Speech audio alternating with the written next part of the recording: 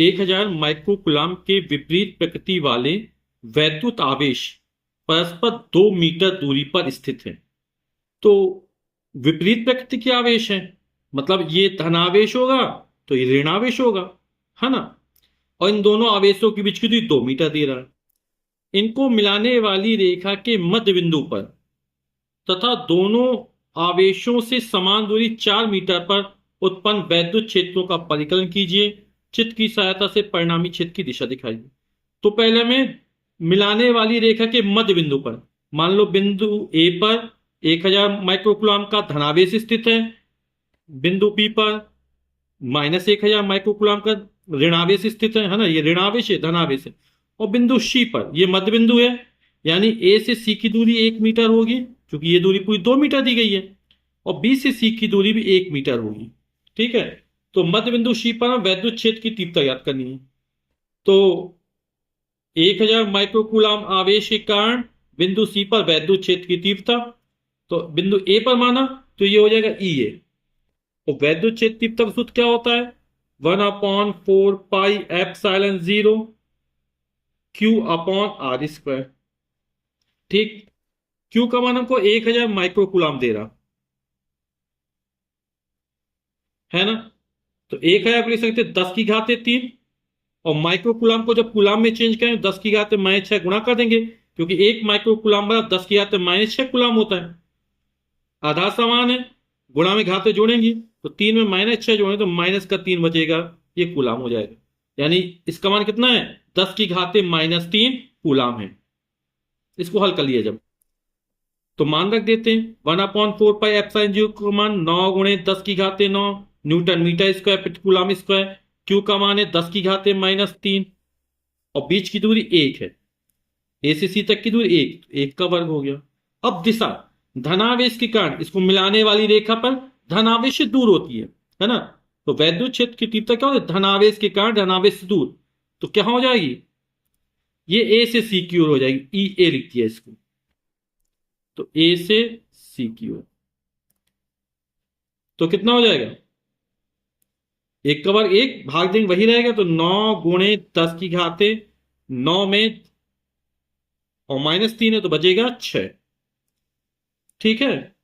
वैद्युत न्यूटन प्रति कूलम दिशा ए से सी की ओर। अब इस तरह बिंदु बी पर स्थित ऋणात्मक आवेश है, तो ऋण आवेश के कारण वैद्युत क्षेत्र तीव्रता कहां होगी? जिस तरफ ऋण आवेश स्थित होता है, तो ये हो जाएगा ई बी। ठीक है। जिस तरफ ऋण आवेश स्थित हो तो उसी ओर होगी। तो कितना मान हो जाएगा ये? तो ई बी बराबर सूत्र हमारा यही लगेगा। तो 1/4 पाई एप्सिलॉन 0 का मान 9 × 10⁻⁹ आवेश के परिमाण दोनों में समान है, तो ये 10⁻³ ही दिया है। बीच की दूरी वही है, 1 का वर्ग 1, है ना। तो इसको सॉल्व करें कितना आ जाएगा? 9 × 10⁻⁶ न्यूटन प्रति कूलम। और दिशा क्या हो जाएगा? ऋणावेश है तो ऋणावेश की ओर, यानी सी से बी की ओर। अब हमें परिणामी ज्ञात करना सी पर। तो दोनों वैद्युत क्षेत्र की तीव्रता एक ही दिशा में है, यानी दोनों वेक्टर एक ही दिशा में। और जब वेक्टर एक ही दिशा में होते हैं तो क्या होता है? जुड़ जाते हैं। तो परिणामी कितना निकलेगा? बिंदु सी पर परिणामी वैद्युत क्षेत्र तीव्रता बराबर ई ए प्लस ई बी। अतः बिंदु सी पर परिणामी वैद्युत क्षेत्र तीव्रता अभी चर्चा की, ई बराबर ई ए प्लस ई बी हो जाएगा। ई और ई बी के मान समान है, 9 × 10⁻⁶ प्लस 9 × 10⁻⁶। तो जोड़ जाएंगे कितना? 18 × 10⁻⁶। दशमलव यहां स्थित मानेंगे, एक स्थान किसका आएंगे? तो 1.8 हो गया, 6 में 1 जुड़ जाएगा तो 7 हो जाएगा। और दिशा कहां पर होगी? ऋण आवेश की ओर होगी। अभी चर्चा की थी, तो दोनों वेक्टर एक ही दिशा में है ना, तो ऋण आवेश की ओर ये परिणामी वैद्युत क्षेत्र निकल आएगा। अब क्या कह रहा है? इन दोनों आवेशों से 4 मीटर की दूरी पर, तो यहां तो दोनों के बीच की दूरी 1 ही मीटर है यहां पर, है ना। तो ये इस बिंदु से ऊपर ठीक कहीं यहां पर स्थित होगा, तब यहां से भी दूरी 4 मीटर होगी, यहां से भी दूरी 4 मीटर होगी। इन आवेशों से 4 मीटर की दूरी पर, तो ए से एम तक की दूरी 4 मीटर है, बी से एम तक की दूरी 4 मीटर है। ठीक है। तो यहां पर हमें वैद्युत क्षेत्र तीव्रता ज्ञात करनी है। तो 1000 माइक्रोकूलम आवेश के कारण बिंदु एम पर वैद्युत क्षेत्र तीव्रता, तो ये कितना? ई ए मान लिया। कितना हो जाएगा? 1/4 pi epsilon 0 q by r square होगा। 1/4 पाई एप्सिलॉन 0 को 9 × 10⁻৯, क्यू का मान 10⁻−3। इसको भी सॉल्व कर लिया था। बीच की दूरी ए से एम तक की दूरी 4 मीटर है, तो 4 का वर्ग। तो कितना हो जाएगा? 9/4 का वर्ग 16 गुणे 10⁻9 में -3, तो बचेगा 6। ठीक, न्यूटन प्रति कूलम। और दिशा क्या हो जाएगा? ए के कारण एम पर निकालना है, तो धनावेश के कारण दूर होती है धनावेश से, तो ये हो जाएगा ई ए की दिशा, ए से एम की ओर। ठीक, इसी तरह बी पर स्थित -1000 माइक्रो कूलम आवेश के कारण बिंदु एम पर वैद्युत क्षेत्र तीव्रता, तो इसको ई बी मान लिया। सूत्र हमारा यही लगेगा, ये हो जाएगा 9 × 10⁻9। इसका मान 10⁻−1,000 माइक्रो कूलम को जब कूलम में चेंज करेंगे कितना आएगा? 10⁻−3। बी से एम तक की दूरी ये भी 4 मीटर है, 4 का वर्ग। इसको सॉल्व कर लेंगे, कितना आ जाएगा? तो आ जाएगा 9/16 गुणे 10�6। और ऋण आवेश है, ऋण आवेश कण जिस पर ऋण आवेश स्थित हो, जिस ओर, तो वैद्युत क्षेत्र तीव्रता उसी ओर होती है। जिस तरफ ऋण आवेश स्थित होता है ऋण आवेश की ओर हो जाएगी। धनावेश कण धनावेश से दूर होती है, तो ये हो जाएगा हमारा ईबी। और दिशा का एम से बी की ओर या ऋण आवेश की ओर। ठीक, न्यूटन प्रति कूलम और लगा देना, मात्रा लिखना बहुत जरूरी है। अब एक वेक्टर यानी वैद्युत क्षेत्र इस दिशा में, दूसरी इस दिशा में, परिणामी क्या आ जाएगा? क्योंकि ई ए और ई बी के मान दोनों समान हैं, अतः इन दोनों के बीच से कहीं जाएगा ये, इस तरह ई। ठीक है, अब आप समझिए कि ई, ये बनने वाला कोण थीटा है, तो ये कोण भी कितना होगा? थीटा होगा। ठीक, तो ये वाला कोण भी कितना हो जाएगा? थीटा हो जाएगा, है ना। ई ए का इस दिशा में घटक क्या होगा? ई ए कॉस थीटा होगा। जिस पर कोण बनता है वो कॉस घटक बनता है। इसके लंबवत साइन घटक बनेगा, ई ए साइन थीटा। ठीक है, अब यहां पर ई बी का इस दिशा में घटक ई बी कॉस थीटा होगा, क्योंकि ये कोण बन रहा। इसके लंबवत घटक ई बी साइन थीटा होगा।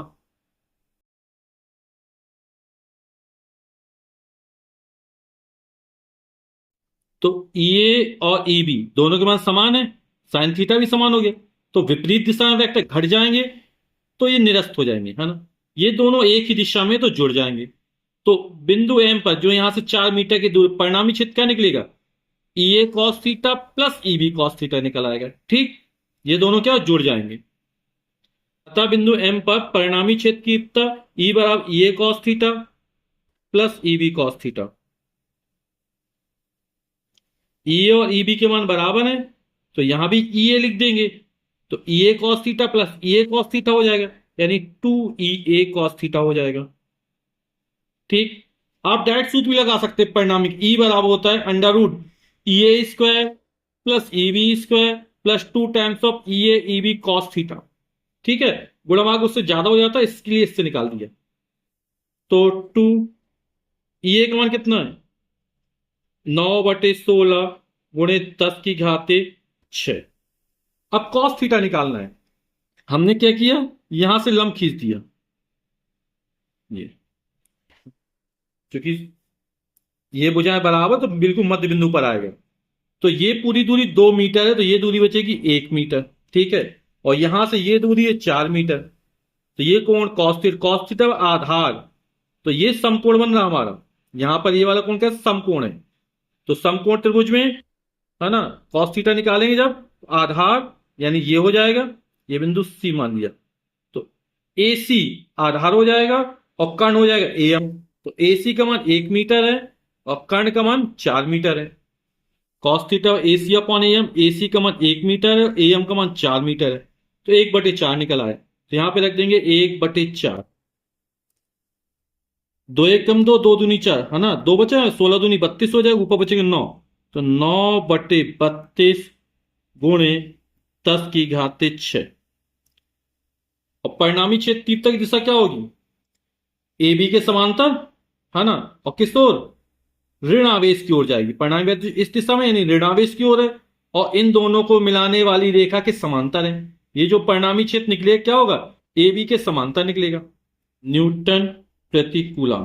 तो जब 9 में 32 का भाग करेंगे तो आप लोग भाग करके देखिए आएगा 0.281 गुणे 10⁶ न्यूटन प्रति कूलम, है ना। दशमलव हमें यहां स्थित माना, एक स्थान किसका आएंगे तो हो जाएगा 2.8 गुणे 10⁻, इसमें एक कम कर देंगे, 6 में से 5 न्यूटन प्रति कूलम। और दिशा क्या लिख देंगे यहां पर, दोनों आवेशों को मिलाने वाली रेखा के समांतर, धन आवेश से ऋण आवेश की ओर या ऋण आवेश की ओर, इस दिशा में है ना, ठीक। दोनों आवेशों को मिलाने वाली रेखा के समांतर ऋण आवेश की ओर। तो ये हमारा आंसर हो जाएगा।